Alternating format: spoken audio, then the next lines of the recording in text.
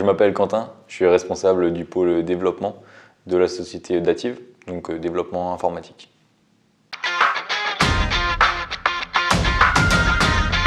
Mon métier, c'est plusieurs choses différentes.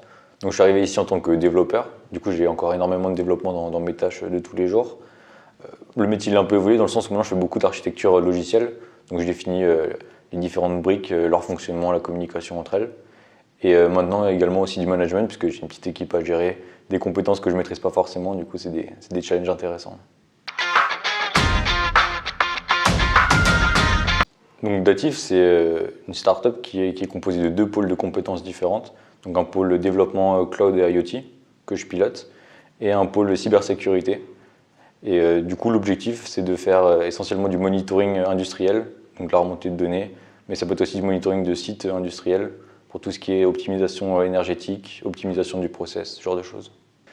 Dativ donc, est à la disposition des filiales, travaille avec les filiales, y compris avec les nouveaux clients. Et les filiales sont également intégrateurs des solutions de Dativ, par exemple Giral et Serel.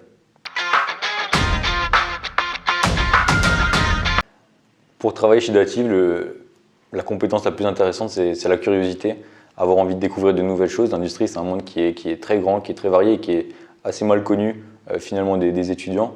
Donc juste avoir envie de connaître ce monde, c'est une compétence qui est en général la plus importante pour bien s'intégrer. Évidemment, après avoir une certaine culture technique ou la travailler, ce sont des choses dont on a besoin.